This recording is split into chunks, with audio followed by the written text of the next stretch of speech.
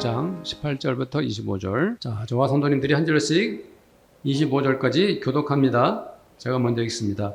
예수 그리스도의 나심은 이러하니라. 그의 어머니 마리아가 요셉과 약혼하고 동거하기 전에 성령으로 잉태된 것이 나타났더니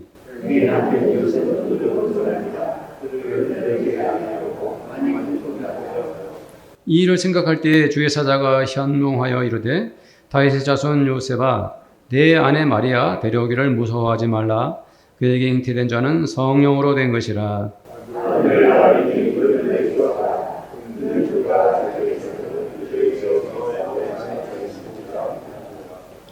이 모든 일이 된 것은 주께서 선지자로 하신 말씀을 이루려 하심이니 이르시되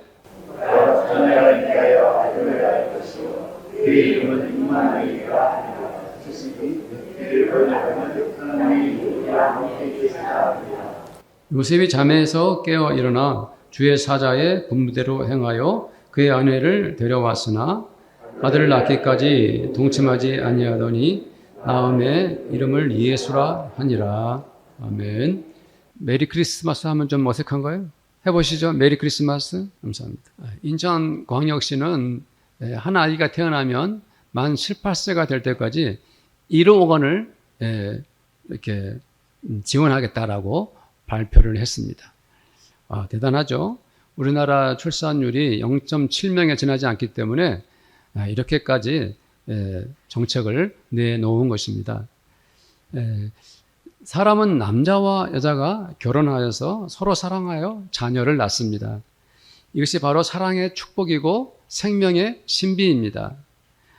이렇게 남자와 여자가 하나가 되지 않고서는 결코 한 아기는 이 세상에 나올 수 없습니다. 요셉은 마음이 많이 아팠을 것입니다. 자기 아내 마리아가 임신을 했다는 것에 요셉은 말로 다 못할 충격을 받았겠죠. 아직 결혼 전이라서 약혼 상태였기 때문에요. 요셉은 마리아를 극진히 사랑했는데 그녀가 다른 남자의 아기를 가졌다는 생각을 했기 때문에 그 슬픔과 배신감을 어떻게 말로 다 하겠습니까? 이스라엘 사람들은 가늠하여 아이를 낳으면 아이를 갖게 되면 그것은 공개 처형이었습니다. 요셉은 자기 아내가 그렇게 비참하게 죽는 것은 상상도 못할 일이었죠. 요셉은 아무도 모르게 이 사실을 아무도 모르게 하고 그 결혼 관계를 끊고자 했습니다. 하나님은 그와 같은 요셉을 의로운 사람이라 칭하셨습니다. 요셉은 예수님의 육신의 아버지로서 자격이 충분했던 사람입니다. 요셉은 다윗의 자손이라고 하나님께서 그를 그렇게 부를 만큼 인정하신 훌륭한 사람입니다. 이렇게 사랑스러운 요셉에게 하나님의 천사가 꿈에 나타났습니다. 그리고 이렇게 말했습니다. 20절 말씀을 우리 함께 읽겠습니다. 시작. 이 일을 생각할 때에 주의 사자가 현몽하여 이르되 다윗의 자손 요셉아 내 아내 마리아 데려오기를 무서워하지 말라. 그에게 잉태된 자는 성령으로 된 것이니라. 저는 이 말씀을 묵상하다가 하나님의 사람 요셉에 대해서 생각해 봤습니다. 한 인간으로 이 세상에 나와서 이토록 요셉처럼 놀라운 일을 해낸 사람이 또 있을까? 요셉처럼 이런 경험을 누가 할 수 있을까? 그가 겪은 모든 일들은 이 세상 어떤 사람도 경험할 수 없는 가장 신비스러운 것이었습니다. 요셉은 하나님의 아들을 자기 아내를 통해서 낳게 되었습니다. 그 마음이 어땠을까요? 그것도 성령의 은혜로 하나님의 아들을 갖게 되니 참으로 신기하고 묘하지 않습니까? 네. 생각해 보세요. 2000년 전에 요셉이 나이고 마리아가 또 나라고 생각해 보세요, 성도님들. 그리고 우리 성도님들 부부가 성령으로 잉태해서 우리 부부가 아기 예수님을 낳게 되었다 생각해 보세요. 얼마나 놀랍고 영광스러운 일입니까? 그렇죠. 네, 그렇습니다. 우리 주 아기 예수님은 동정녀 마리아의 몸에서 성령으로 잉태된 것입니다. 네, 이 세상 그 어떤 사람도 그렇게는 태어날 수가 없습니다. 하나님께서 함께 하셔서 성령의 능력으로 예수님은 마리아의 몸에서 잉태되고 또 이 세상에 탄생하신 것입니다. 예수님은 사람으로 이 세상에 오셨고 인간의 몸에서 나셨지만 인간에 의해서가 아니라 하나님의 영이신 성령의 섭리로 탄생하셨습니다. 주님은 오직 하나님의 능력으로 이 세상에 오신 것입니다. 왜 그렇게 예수님은 이 세상에 오신 것이죠? 그것은 바로 예수님은 사람의 아들이 아니라 하나님의 아들 그리스도이시기 때문에 성령으로 잉태된 것입니다. 성도님들, 온 세상에 존재하는 모든 종교들 말입니다. 그것을 이끄는 신들,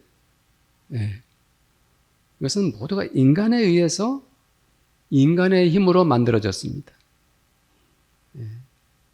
인간에 의해서 종교가 태어났습니다. 모든 신앙이 인간이 조작해낸 것이지요. 그렇기 때문에 이 세상의 모든 종교는 다 참 종교가 아닙니다. 신들도 그냥 평범한 피조물에 지나지 않습니다. 그러나 예수님은 하나님의 아들이십니다. 예수님은 하나님과 같은 권세와 능력을 동등하게 가지신 분이십니다. 하나님이신 예수님이 사람의 모습으로 우리들 곁으로 오신 이유가 무엇인가요? 그것은 단지 우리를 구원하시기 위해서.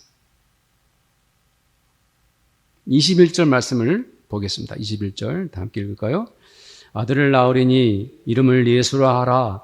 이는 그가 자기의 백성을 그들의 죄에서 구원할 자이시니라 하니라.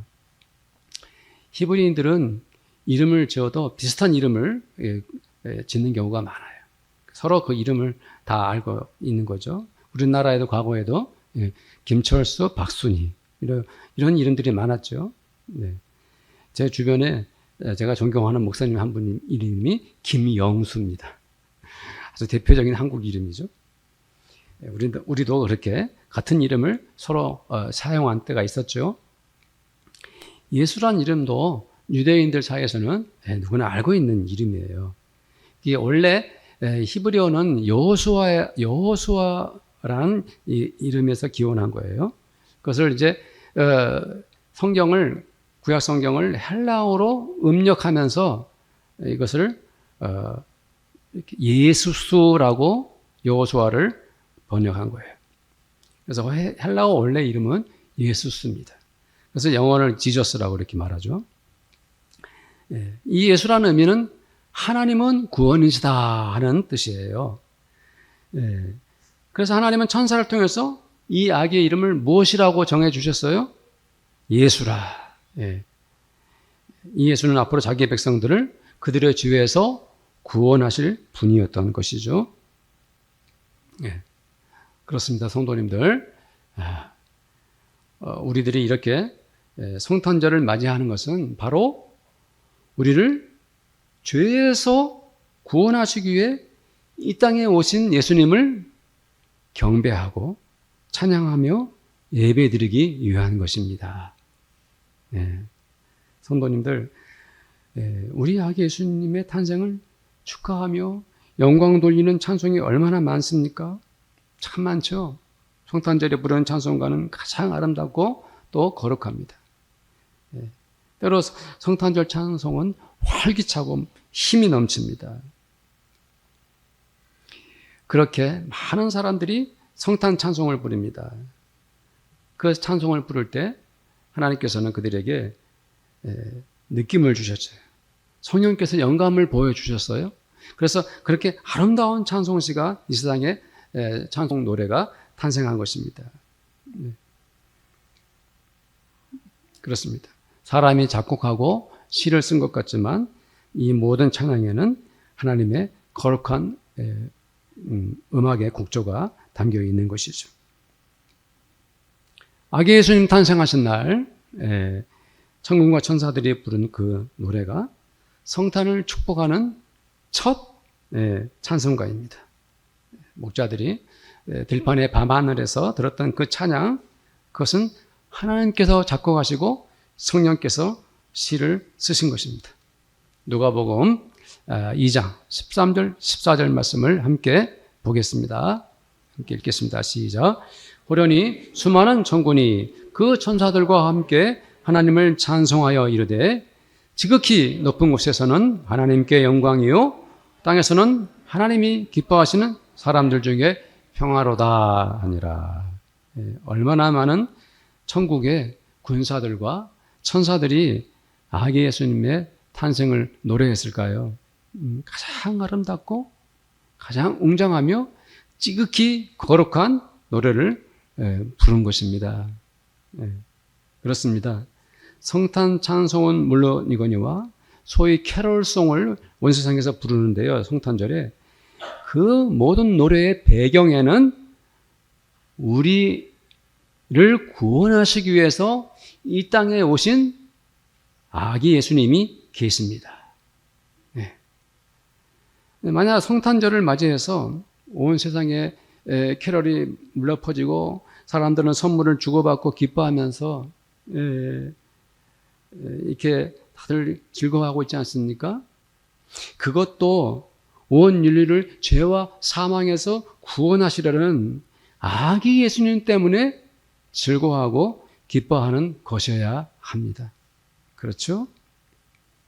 요한일서 4장 9절 10절 말씀을 함께 읽읍시다. 시작. 하나님의 사랑이 우리에게 이렇게 나타난 바 되었으니 하나님이 자기의 독생자를 세상에 보내심은 그로 말미암아 우리를 살리려 하시니라.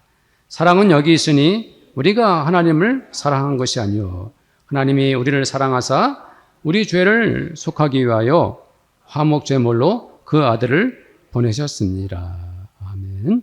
하나님 아버지께서 독생하신 우리 주 예수님을 보낸 이 놀라운 은혜를 정말 다시 한번 말씀을 통해서 받게 됩니다.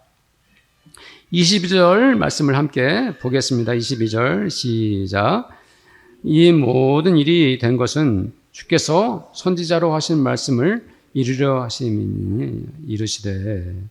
자, 구약 성경에서 선지자들이 하나님의 말씀을 전할 때 그 복음의 핵심이 무엇이죠? 바로 구원자 메시아가 오시는 것입니다. 이스라엘이 그토록 악한 죄를 짓고 부정과 부패를 저지르고 방탕한 인생을 살고 이방신들을 섬기면서 하나님을 배반한 대가가 그들에게 무엇이었습니까? 바로 죽음에 이르는 형벌이었습니다.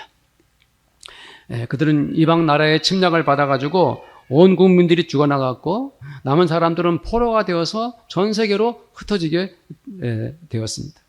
그들은 뒤늦게 후회하고 뉘우치면서 하나님의 용서와 자비를 받았지만 하나님은 끝내 그들의 잘못을 벌로 징계하셨습니다.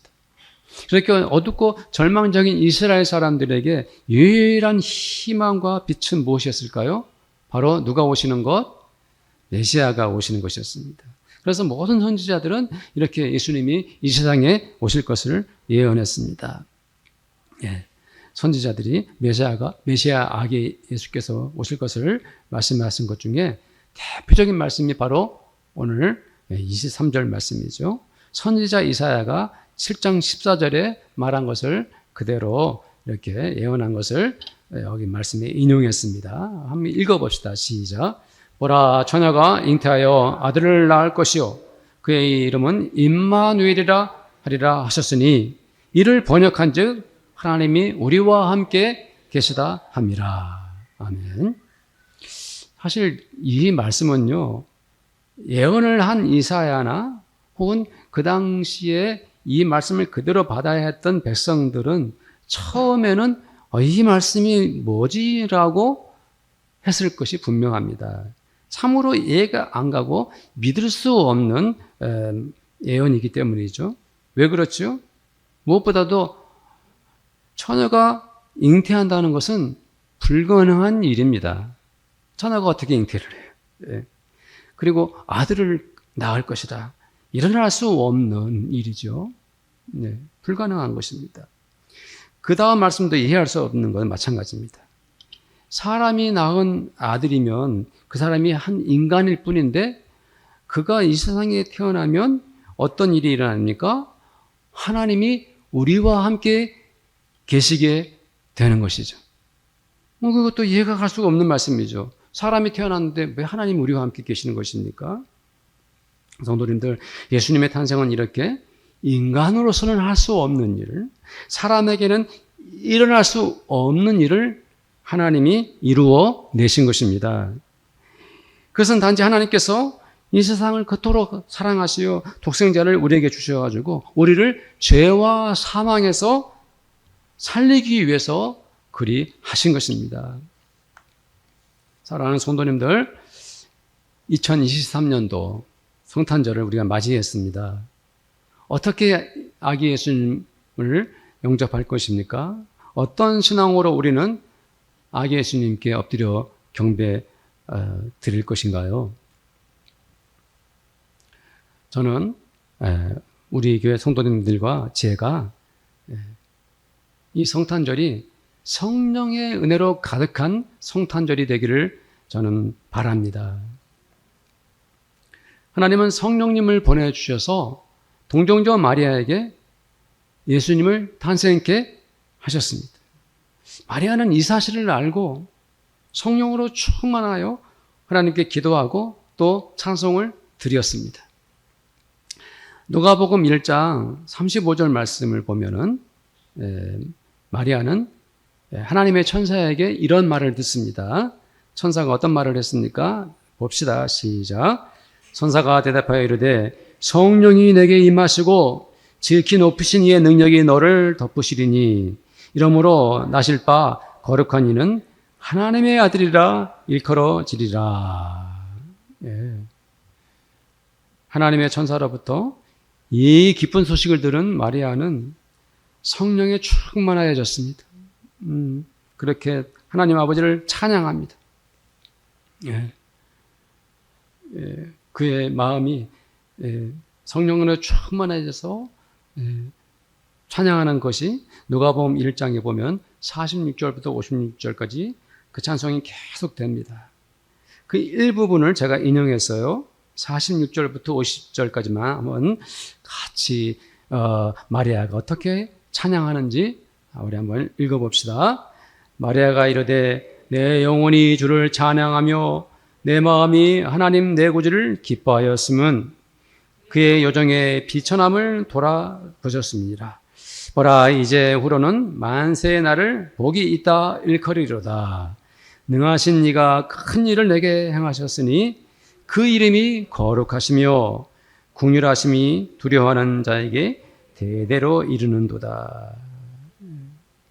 스스로 자기를 비천하다 여겼던 사랑스러운 딸 마리아는 이렇게 예수 그리스도를 잉태하여 그 기쁨과 감격을, 그 감동을 찬송했습니다.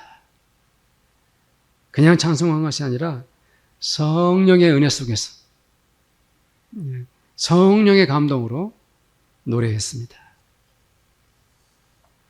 우리들도 이 성탄절이 단지 우리가 그냥 들뜨고 즐거운 그런 날이 아니라 우리는 성령에 충만하여 뜨거워집시다. 우리의 가슴이 성령의 은혜로 벅차 아기 예수님을 기뻐하고 또 기뻐하며 맞이합시다. 아기 예수께 엎드려 경배하는 우리의 마음은 온통 성령으로 충만합시다. 우리가 이렇게 예배를 드리는 이 시간에도 성령의 임재를 마음 깊이 체험하기를 바랍니다. 우리가 선탕 찬송을 부를 때에도 우리 아이들이 핸드벨을 땡강땡강 울릴 때에도 우리들의 모든 마음이 성령의 은혜로 넘쳐나기를 바랍니다. 그리고 또 우리는 이 성탄절을 어떻게 맞이해야 할까요? 그것은 바로 우리 모두가 임마누엘의 은혜를 경험하는 것입니다. 하나님이 우리와 함께 계시는 경험 말입니다. 2000년 전에 이스라엘 사람들은 예수님을 만나면서 하나님을 뵙는 경험을 몸소 겪었습니다. 그들은 들판에서 하나님을 만났습니다. 때로는 산에서도 하나님을 배웠습니다. 어느 날은 평범한 어떤 여자의 집에서 혹은 한 남자의 가정에서 그들은 하나님의 얼굴을 봤습니다. 밀밭에서도 메마른 광야에서도 그들은 하나님이 계시는 것을 목격했습니다. 어디로 가든지 무슨 일을 하든지 하나님께서 저희들과 함께 계시는 것을 마음껏 누릴 수 있었습니다. 어떻게요? 그것은 바로 그들이 하나님의 독생자 예수를 뵈면서 그들은 하나님 아버지의 존재도 알게 된 것이죠. 왜 그런가요? 예수님은 바로 그분이 하나님이시기 때문입니다. 예수를 본 사람들은 바로 하나님을 본 것과 같기 때문입니다. 예수님의 뒤를 따랐던 사람들은 바로 하나님을 쫓은 것이죠. 주의 음성을 들었던 그 사람들은 모두가 하나님의 그 목소리를 마음에 담은 것입니다. 요한복음 12장 44절 45절 말씀을 한번 우리들이 읽겠습니다. 시작. 예수께서 외쳐 이르시되 나를 믿는 자는 나를 믿는 것이 아니요 나를 보내신 이를 믿는 것이며 나를 보는 자는 나를 보내신 이를 보는 것이니라. 지금 이 성탄절에 우리들이 바로 그 임마누엘의 은혜를 경험해야 합니다. 아기 예수님이 탄생하신 이 영광스러운 날에 우리는 우리들이 있는 곳마다 하나님이 함께 계시고 우리 주 예수께서 곁에 계시는 것을 확인해야 합니다. 만약 우리가 성탄절 예배를 드리고 성탄절 찬송을 부르면서도 하나님의 임재를 느끼지 못한다면 그것은 껍데기 같은 성탄절이고 그야말로 공허하고 허무한 성탄절이 되고 말 것입니다. 실제로 세상 사람들은 이 성탄절에 메리 크리스마스 서로 축하하고 즐거워하면서도 정작 아기 예수님은 간대 없습니다. 하나님의 은혜와 사랑은 상관이 없습니다. 그냥 크리스마스를 육체적 쾌락으로 즐길 뿐이지요. 저는 오늘 이 성전에서 예배를 드리는 모든 성도들이 이렇게 교회에서도 하나님의 임재, 임마누엘을 경험하시고 가정에서도 여러분들의 직장과 일터에서도 그 어떤 사람을 만나도 하나님의 임재, 임마누엘의 은혜를 체험하기를 저는 축원을 드립니다. 성탄절은 그리해야 하는 것입니다. 마지막으로 우리 성도들과 나누고 싶은 말씀은 이 성탄절에 임마누엘의 사랑이 어려운 이웃과 고통당하는 사람들에게 함께해야 한다는 것입니다. 우리가 잘 알다시피 우리 주님은 이 세상에 오셔서 가난한 사람들, 몸에 병이 든 사람들, 사탄과 귀신에 사로잡힌 사람들, 회개할 줄 모르고 교만한 죄인들, 백성들을 착취했던 사람들, 그 모든 사람들 곁에서 주님은 계셨습니다. 그리고 주님은 그들에게 구원의 복음을 전하셨습니다. 우리 예수님은 상처받고 병든 사람이라면 그 누구라도 다 고치셨습니다. 치유하셨습니다. 아무리 큰 죄를 지은 사람이라 할지라도 주님은 그들을 용서하시고 가슴에 품으시며 새로운 사람이 되어 살 길을 열어주셨습니다. 이렇게 감사하고 은혜로운 성탄절에는 우리 모든 성도들과 우리 교회가, 그리고 이 한반도에 있는 모든 교회들과 온 세상의 지구촌에 있는 교회들이 더욱 적극적으로 이웃을 섬기고 소외된 사람들과 함께 해야 합니다. 우리들이 발벗고 나서는 그곳이 바로 하나님의 임재의 현장이요, 임마누엘의 은혜가 가득한 땅이 되는 것입니다. 성도님들, 누가복음 4장 18절, 19절 말씀을 함께 읽도록 하겠습니다. 읽겠습니다. 주의 성령이 내게 임하셨으니 이는 가난한 자에게 복음을 전하게 하시려고 내게 기름을 부으시고 나를 보내사 포로된 자에게 자유를, 눈먼 자에게 다시 보게 함을 전파하며 눌린 자를 자유롭게 하고 주의 은혜의 해를 전파하게 하려 하심이니라 하였더라. 아멘. 사랑하는 성도님들, 우리들의 서툰 손이라 할지라도, 우리의 피곤한 발이라 할지라도, 내 손에 든 적은 돈으로도, 혹은 우리들의 작은 마음 하나라도 함께 나누고 섬기면서 어둡고 상처받은 사람들에게 아기 예수님의 사랑이 전해지기를, 그들도 임마누엘의 은혜를 경험할 수 있게 되기를 저는 축원을 드립니다. 우리 함께 기도합시다. 오늘 함께 아기 예수님 탄생한 것, 임마누엘의 은혜를 누릴 수 있도록 함께 기도합시다. 이 시간에 기도할 때 우리의 마음, 말씀을 생각하며 함께 기도하도록 하겠습니다. 하나님 아버지, 독생하신 아들 예수 그리스도를 이 세상에 사람의 모습으로 보내오신 하나님 아버지와 아기 예수님을 경배하고 찬송하며 영광 돌리는 성탄절이 되기를 원합니다. 이 종과 우리 성도들이 성령에 충만하여 아기 예수님께 경배하며 찬송하며 성령의 은혜로 기뻐하고 또 기뻐하기를 원합니다. 우리가 아기 예수님 오심을 아버지 하나님이여 성령의 은혜와 감동 속에서 기뻐 경배하고 맞이할 때에, 오 주님, 참으로 우리 교회와 우리 성도들의 마음과 우리의 삶의 모든 영역에서 우리의 마음이 성령으로 충만해서 아버지 아기 예수님을 경배하고 그 아기 예수께 무릎 꿇는 은혜를 모두가 경험하게 하여 주시옵소서. 주님, 하나님이 우리와 함께 계셨습니다. 예수님이 이 땅에 오셔서 우리는 하나님을 뵙게 되었고 하나님의 임재를 경험하게 되었고 친히 하나님의 얼굴을 볼 수 있었습니다.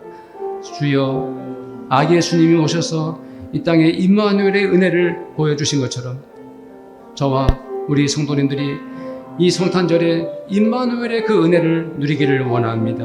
온 세상 사람들과 더불어서 아버지 슬픔과 좌절과 아버지 눈물 가운데 있는 이웃들도 아기 예수님을 통해서 구원의 은혜를 느끼고 하나님의 임재를 경험하기를 원합니다. 주여, 이 성탄절이 성령에 충만하여 우리가 몸과 마음으로 아기 예수님 경배하며 모두가 하나님 우리 곁에 계시다라고 기뻐하며 감사할 수 있는 성탄절이 되기를 원합니다. 주님께 감사합니다. 주님께 영광 돌립니다. 우리 주 예수님의 이름으로 기도드리옵나이다. 아멘. 지금은 우리를 구원하시기 위해서 이 땅에 친히 내려오신 우리 주 예수 그리스도의 은혜와 한 분밖에 안 계신 아들을 이 땅에 온전히 보내어 주신 하나님 아버지의 사랑하심과 아기 예수님을 믿음으로 경배할 수 있도록 은혜 주시고 날마다 우리를 깨워주시는 성령님의 그 교제하심이 이 자리에 함께 예배드리는 모든 성도들 한 분 한 분 머리 위에 그들의 가정과 그들이 땀으로 열심히 일하는 일터와 그리고 우리 교회 위에 지금부터 영원토록 함께 있을지어다. 아멘.